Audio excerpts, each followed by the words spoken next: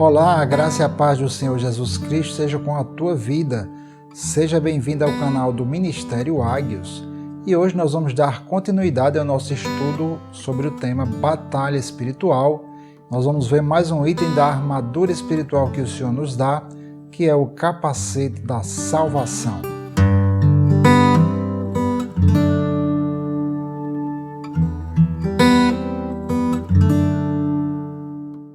O nosso próximo item na nossa armadura espiritual é o que o apóstolo Paulo nominou de o capacete da salvação. Nós vamos ver aqui no livro de Efésios, no capítulo 6, esse texto que nós estamos estudando. Aqui no versículo 17 ele diz: tomai também o capacete da salvação e a espada do Espírito, que é a palavra de Deus. Então nós vamos estudar hoje sobre esse capacete da salvação, que ele também fala lá em 1 Tessalonicenses, no capítulo 5, versículo 8. Vou abrir lá. Diz assim: mas nós, que somos do dia, sejamos sóbrios, vestindo-nos da couraça da fé e do amor, e tendo por capacete a esperança da salvação.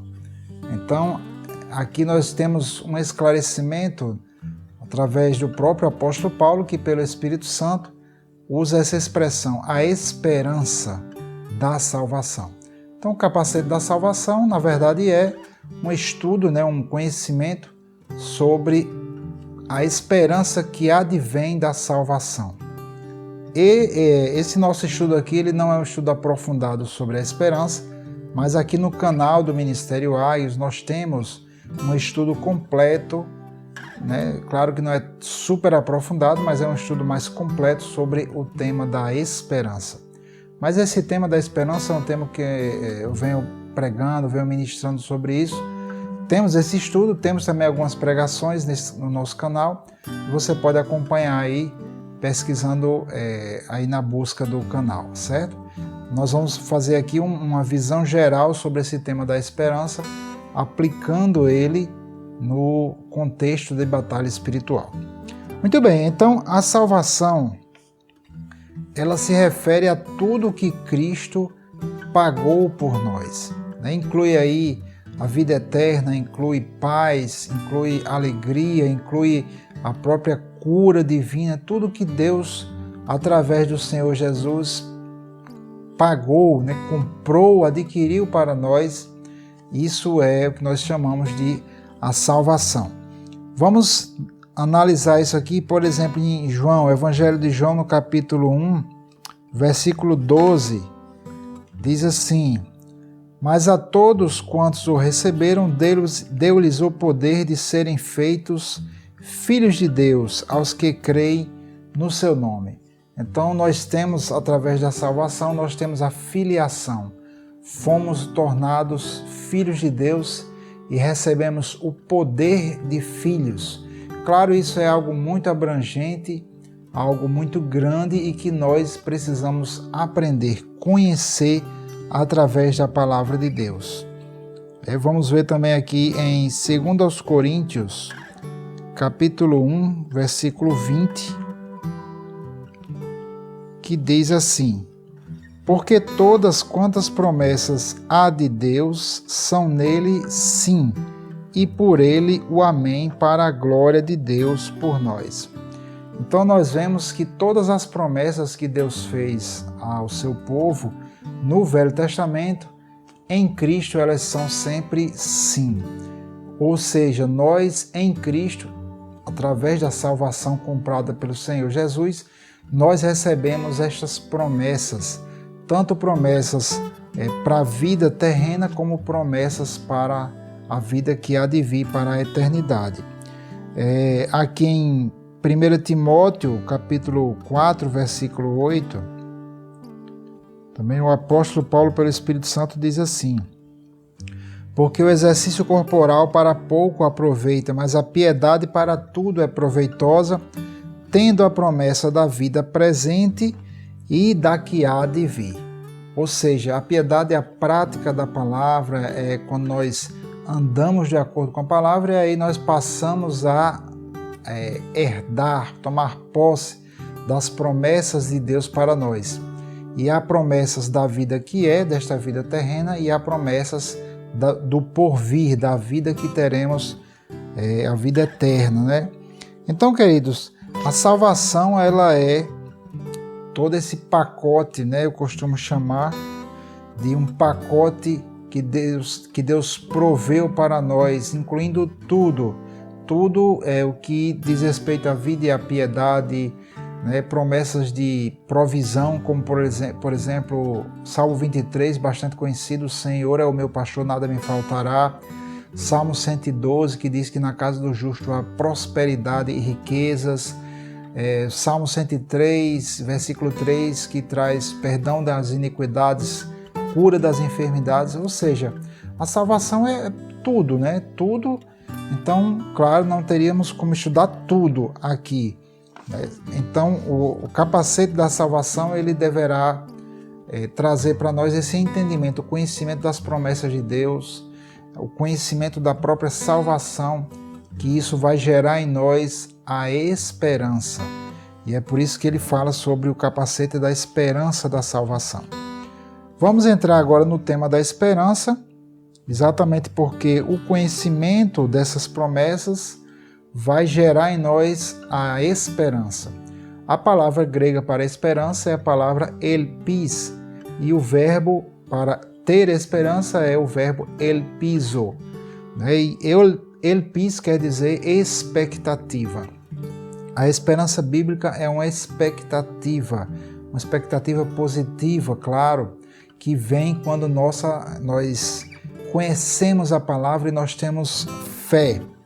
Então vamos ver aqui algo sobre a esperança em Hebreus capítulo 6, versículo 18 e 19, que diz assim: para que por duas coisas imutáveis, nas quais é impossível que Deus minta, tenhamos a firme consolação, nós os que pomos o nosso refúgio em reter a esperança proposta, a qual temos como âncora da alma segura e firme, e que penetra até o interior do véu. Então essa esperança, que é chamada na Bíblia de a âncora da alma, novamente eu lembro que temos aqui no canal um estudo mais completo sobre a esperança. Recomendo você a dar uma conferida. Mas a esperança, ela é essa âncora da nossa alma, que vincula a nossa alma ao mundo espiritual, ao reino de Deus. Quando as promessas de Deus se tornam vivas em nós, nós começamos a desenvolver uma esperança, uma expectativa de que aquilo que Deus prometeu, Ele vai cumprir. Então aqui dentro desse contexto de Hebreus capítulo 6, o escritor aos Hebreus está falando sobre como Abraão, foi dado a Abraão, esta dupla promessa, onde Deus jurou por si mesmo. E através dessa confirmação, Deus queria deixar claro para Abraão a questão da salvação, para que Abraão pudesse descansar, crer, né? Abraão é chamado na Bíblia de o pai da fé, para que ele pudesse crer, descansar e ter essa expectativa de que ele seria tornado pai de muitos, né? Pai de muitas nações, através da fé. Então, a palavra de Deus não pode mentir, Deus não pode mentir, e quando Deus fala, Ele cumpre aquilo ali. Então quando nós desenvolvemos a fé, né, a palavra de Deus, ela entra no nosso coração, nós abrimos o coração para a palavra, nós valorizamos a palavra, nós meditamos na palavra, ela vai desenvolver a fé em nosso coração. E uma vez desenvolvida a fé, ela também gera esperança, porque a esperança é exatamente a expectativa de que aquilo que a palavra diz irá se cumprir. A base da esperança é a fé, está lá em Hebreus capítulo 11, versículo 1. Nós não vamos entrar muito nesse assunto, porque já entraria na parte de fé, nós já vimos aqui nesse estudo. Então vamos para Romanos capítulo 15. Como é que eu posso desenvolver a esperança da salvação? E nós já falamos sobre isso, mas aqui em Romanos capítulo 15, versículo 4, diz assim: porque tudo o que dantes foi escrito, para o nosso ensino foi escrito. para que pela paciência e consolação das Escrituras tenhamos esperança. No versículo 5 ele diz que Deus é o Deus da paciência e da consolação. Também é interessante também. Vamos entender isso aqui. Veja que é através das Escrituras que é gerada em nós a esperança. Então, como é que eu vou crescer e vou me armar com o capacete da salvação? Eu preciso conhecer as Escrituras e eu preciso desenvolver a minha esperança. Na medida que nós vamos pondo em prática a palavra, nós vamos crescendo no entendimento, nós vamos nos aprofundando nela e nós vamos aprendendo a ter a expectativa correta, a ter esperança em Deus, esperança na palavra. Nós vamos aprender a tirar a nossa esperança das coisas do mundo, das coisas naturais e colocarmos a nossa esperança nas coisas de Deus, nas coisas espirituais. Como que a fé ela vê o invisível, a esperança ela espera, ela tem expectativa de algo que ainda não está materializado, mas que está por vir. Então a base da nossa esperança é a fé que é gerada pelas Escrituras. Então as Escrituras geram também esperança. E por que nós precisamos desenvolver a esperança em nossas vidas? Então vamos voltar aqui para o livro de Hebreus. Já vimos aqui o capítulo 6, nós vamos voltar uns versículos anteriores. Versículos 15 e 16 diz assim: E assim, esperando com paciência, alcançou a promessa. Aliás, é só esse versículo mesmo, versículo 15. Abraão, ele esperou com paciência. Isso é muito importante. Nós vamos ver também aqui em Hebreus capítulo 10, a importância da paciência e da perseverança. Hebreus 10, 36 diz assim: Porque necessitais de paciência, para que depois de haver desfeito a vontade de Deus, possais alcançar a promessa. Então a palavra de Deus, as promessas de Deus, as promessas que vieram com a salvação, é necessário não apenas fé, mas é necessário também a paciência, porque a palavra de Deus ela funciona como uma semente.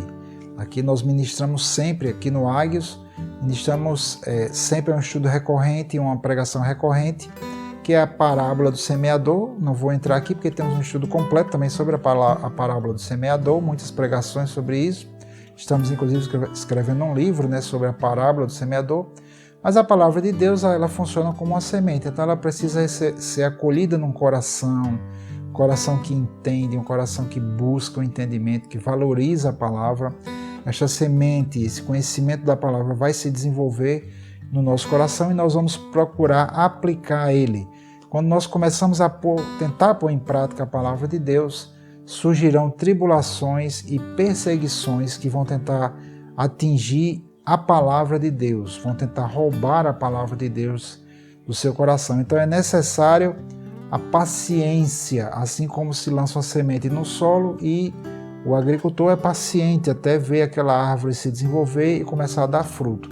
Então as promessas de Deus, para que elas possam se desenvolver e começar a se manifestar nas nossas vidas, o padrão é que é necessária essa paciência, porque leva tempo. Muito se prega, muito se enfatiza nos dias de hoje a questão do milagre, algo instantâneo. Persevere até ver o seu milagre, mas é necessário a gente entender que a bênção de Deus ela leva tempo para se manifestar. É necessário uma semeadura, um desenvolvimento e uma colheita.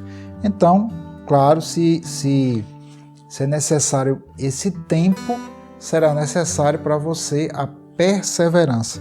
É o que ele diz aqui: necessitais de paciência para que, depois de haver desfeito a vontade de Deus, possais alcançar a promessa. Então, é uma espera não passiva, mas uma espera ativa. Por isso que é chamado de perseverança. É quando você espera, mas você pratica. Você continua praticando a palavra, insistindo na palavra, orando, crendo, confessando. E no contexto de batalha espiritual, é necessário ter essa perseverança na resistência. As batalhas espirituais, amados, elas não são algo que você enfrenta uma vez na vida e nunca mais você vai enfrentar. Não funciona assim.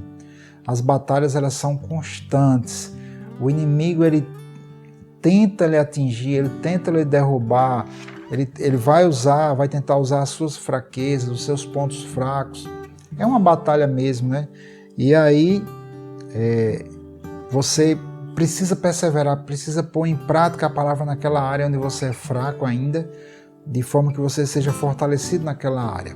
Seja, sei lá, é muito comum a gente enfrentar, é muito comum a gente aconselhar pessoas que estão enfrentando certas lutas, e quando a gente vai compreender mais a situação da pessoa, conhecer mais, a gente começa a perceber várias falhas no caráter daquela pessoa. Ela mente demais. Aliás, qualquer mentira é pecado, mas ela se acostumou à mentira, né? Ela não tem honestidade, ela não tem perseverança, ela não busca o poder de Deus, ela não valoriza a palavra, não tem tempo devocional. Há várias e várias falhas que as pessoas têm e precisam vencer aquilo ali, porque essas falhas serão usadas por Satanás para tentar atacar você. Esse é um processo que vamos passar praticamente a vida toda aqui. Mesmo que você já seja maduro na fé, você vai enfrentar lutas, né? O apóstolo Paulo, mesmo, né, tendo toda aquela maturidade, ele enfrentava muita resistência mesmo, e ele precisava realmente estar sempre fortalecido no Senhor e na poderosa força do Senhor.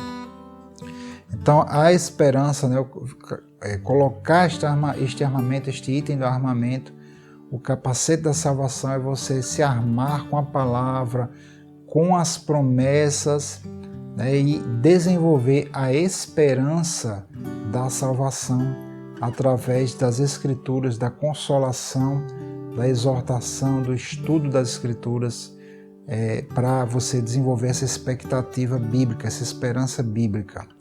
Amém? Então, que Deus abençoe você, que você possa meditar sobre isso. E como eu falei, esse estudo da esperança, nós temos aqui no canal, dê uma conferida nele para que você possa desenvolver, né, entender como é desenvolvida a esperança. Então, que Deus abençoe você, que a paz do nosso Senhor e Rei Salvador Jesus seja com a sua vida.